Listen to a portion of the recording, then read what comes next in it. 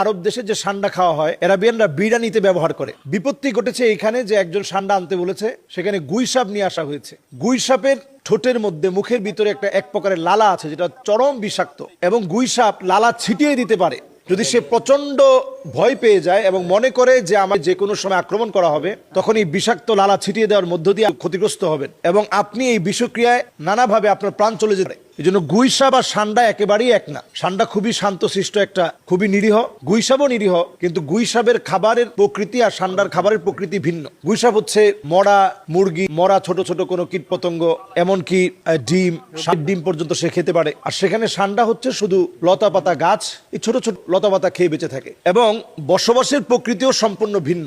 ওইটা হচ্ছে পাহাড় পথে মরুময় বেষ্টিত, পাথরের পাহাড় বেষ্টিত জায়গায় ছোট্ট একটা গর্তের ভিতরে লুকিয়ে। তো আরাবিয়ানরা তখন সেখানে পানি আর পানি ঢালতে থাকে, বিরাট বিরাট পানি নিয়ে যায়। তো সেখানে পানি ঢালতে থাকে, তো যেহেতু পানি সহ্য করতে পারে না সান্ডা, সে উপরের দিকে উঠে আসে এবং একটা পর্যায়ে তাকে ধরা হয়। এবং এটা আরাবিয়ানরা বিরিয়ানিতে ব্যবহার করে। সান্ডার বিরিয়ানি এটা তারা ব্যবহার করে। সান্ডার তেল এটা ব্যথার জন্য এবং অন্যান্য অনেকটা ব্যবহৃত হয়ে থাকে। মূলত এটাকে অনেকে খুব উপকারী বলে মনে করে এবং খায়, যে তেল এটা শারীরিক সক্ষমতার জন্য অনেক বেশি জরুরি, পুরুষের শারীরিক সক্ষমতার জন্য জরুরি। এই বিষয়টি আসলে ঠিক এভাবে বিষয়টি আসলে কোথাও পাওয়া যায় না, কোনো গবেষণায় এই বিষয়টি এভাবে পাওয়া যায় না। সান্ডাটা মূলত চর্বিযুক্ত একটা প্রাণী। এই চর্বিযুক্ত এই প্রাণীটা বেশি খেলে মানুষের ফ্যাটি লিভার হয়। মাসে যদি কয়েকবার সান্ডা খান, জায়গায় জায়গায় এই ফ্যাটের কারণে আপনি ক্ষতিগ্রস্ত হবেন, শরীরটা সুস্থ হবে। তো এটা পরিষ্কার বিষয়। সান্ডা এটার ভিতরে আমরা যেটা মনে করে আরাবিয়ানরা খেয়ে থাকে, অতএব আমরা মনে করে থাকি, বিষয়টা কিন্তু আদৌ এমন না। এই সান্ডাটা নবী করিম সাল্লাল্লাহু আলাইহি ওয়াসাল্লামের জামানায় সাহাবায়ে কেরাম সান্ডা খাচ্ছিলেন। নবীজির সামনে উপস্থিত করা হয়, নবীজি খায়নি,